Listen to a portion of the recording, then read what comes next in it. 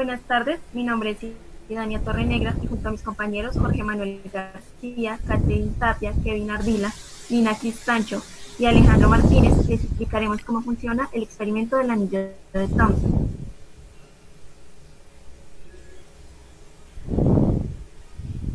Para realizar este experimento, lo que hacemos es conectar un solenoide puesto en un núcleo de hierro a una fuente de corriente alterna con frecuencia de 50 Hz, donde se observa que el anillo de radio, que llamaremos A, flota en el aire a una altura que llamaremos Z, de equilibrio.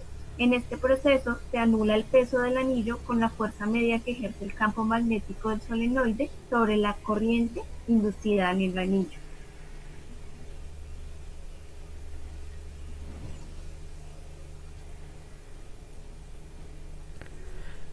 Aquí se puede hallar la ley de Faraday, ya que tenemos un flujo, tenemos una inducción mutua y tenemos una intensidad del solenoide, de la cual aquí también nos podemos encontrar, aquí nos podemos hallar es la intensidad del solenoide igual a la amplitud por seno de la frecuencia tiempo.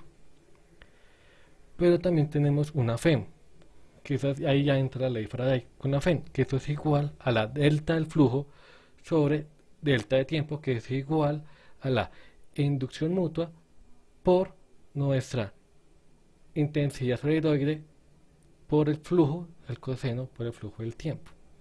También el flujo depende de 2pi, que es igual a 2pi, frecuencia, depende también si estamos en Europa o Estados Unidos, que cambia, y al final ya tenemos una, una intensidad de corriente que es igual a la FEM sobre resistencia, que es igual a menos a la inducción mutua sobre resistencia por la intensidad del solidoide por la frecuencia de coseno, frecuencia de tiempo. También aquí podemos encontrar también la ley de Lenz, que también actúa en el solidoide, que más tarde mi compañera Catherine va a hablar de ello.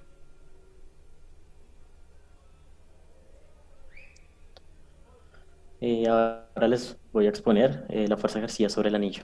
Esta fuerza se ve representada por los cuatro ítems que se ven expuestos en la diapositiva. El primero es el campo magnético, la fuerza de Lorentz, la sumatoria de las fuerzas y la acción de la corriente alterna. Entonces vamos a empezar por el campo magnético. El campo magnético es el principal actor de la levitación del anillo. En la parte de la derecha encontramos las líneas de flujo del campo. Y pues aquí encontramos unas peculiaridades. La primera es que estas líneas son paralelas al solenoide siempre y cuando estén en el interior de este. Y cuando salen del solenoide empiezan a diverger en diferentes direcciones. Eh, Seguidamente encontramos la fuerza de Lorentz. Esta fuerza, la definición es una fuerza, valga la redundancia, de una partícula cargada en el momento en el que entra un campo magnético. En el experimento, precisamente, esta fuerza es opuesta al peso del anillo. Esta fuerza es proporcional también a la magnitud de la carga. Esto lo podemos evidenciar en la fórmula que encontramos en la parte inferior, donde encontramos que la carga, la magnitud de la carga por la velocidad de la carga y esta está multiplicada por el campo en el que se ve introducido. También cabe destacar que, como lo mencionó mi compañera Idania, aquí encontramos estos componentes de Z y A. Estos componentes es donde se va a realizar la sumatoria de las fuerzas y pues el análisis de las mismas. Por otro lado tenemos la sumatoria de las fuerzas. En la parte inferior encontramos tres diagramas de sumatoria de fuerzas que están enumeradas del 1 al 3. En la número 1 encontramos la sumatoria de las fuerzas en la parte izquierda del anillo, donde las líneas de flujo que vemos en la izquierda divergen hacia la izquierda. En el análisis gráfico de las fuerzas número 3 encontramos el análisis de las fuerzas en la parte de la derecha del anillo, donde las líneas de flujo divergen hacia la derecha. Si hacemos la sumatoria de fuerzas correctamente, encontramos que las fuerzas radiales, que son las que se encuentran en el plano X, Y, se cancelan y quedan únicamente las fuerzas que van en el eje Z, como lo vemos en el diagrama número 2. Y esto se ve representado en la fórmula que está arriba, la cual es 2pi por el radio del anillo por la corriente inducida en el solenoide por el campo producido por el mismo. Y finalmente encontramos la acción de la corriente alterna. Esta, al ser alterna, pues cambia entre positivo y negativo, lo cual genera periodos de estas polaridades. Esto hace que la fuerza pues varíe entre atractiva y repulsiva. Esto último con lo anterior que les he expuesto nos lleva a una conclusión, y es que la fuerza neta sobre el anillo es equivalente al propio peso del anillo, lo que impide que se eleve y se modifique la altura Z.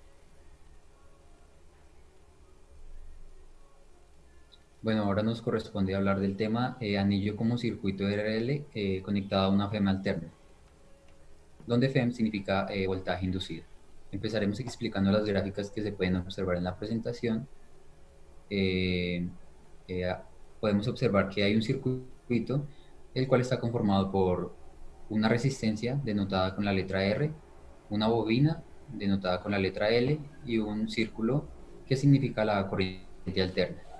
En primer lugar, podemos decir que las resistencias y las bobinas no se comportan de la misma manera ante una corriente alterna. Es decir, que una resistencia, por ejemplo, no provoca desfases entre la tensión y la intensidad en un circuito.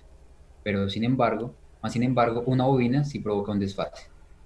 Gráficamente aparece un concepto denominado reactancia inductiva, en el cual podemos denotar símbolos como la L, que significa inductancia y está asociada a... No, la L que está asociada a inductancia y se mide en henrios. Y la señal alterna, que es frecuencia, y se mide en hertz. El desfase que se ve provocado es de 90 grados respecto a su vector. Así que cuando hablamos de una reactancia inductiva, asociamos R y L para presentar este ángulo. De nuevo podemos observar el circuito y notaremos que al tratarse de un circuito en serie, solo hay una única intensidad, por lo cual podemos decir que las tensiones se pueden denotar con el mismo ángulo, por lo cual si conocemos los valores de las tensiones, podemos hallar la magnitud. Y también podemos hallar este ángulo hallando la tangente inversa de estos valores.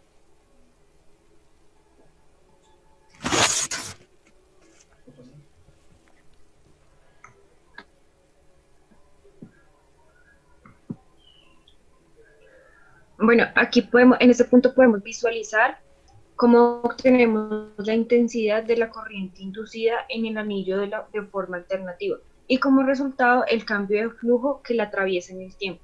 Aquí también consideramos que el nuevo anillo como circuito formado por una resistencia y una forma autoinducida conectada a una FEM alterna, perdón.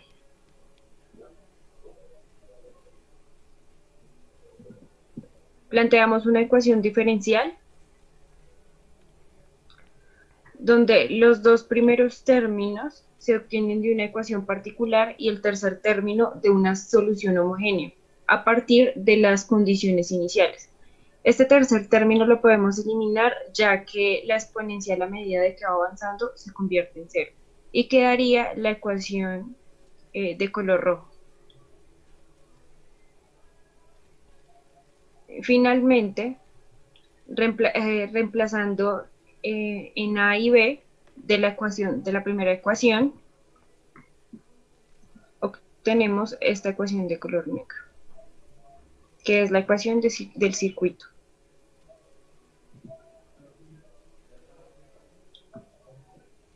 Según lo realizado de nuestros experimentos, tuvimos en cuenta el concepto de fuerza mediante el anillo. Según la fórmula, I, la corriente que circula por el anillo, y B es el campo magnético en la posición del anillo.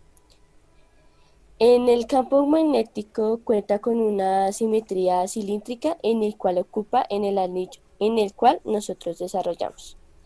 Este anillo cuenta con su respectivo radio A.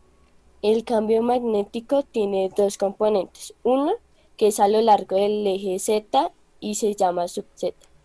Y el otro, que es a lo largo de la dirección radial y se llama sub-Y. Eso es todo lo explicado y gracias.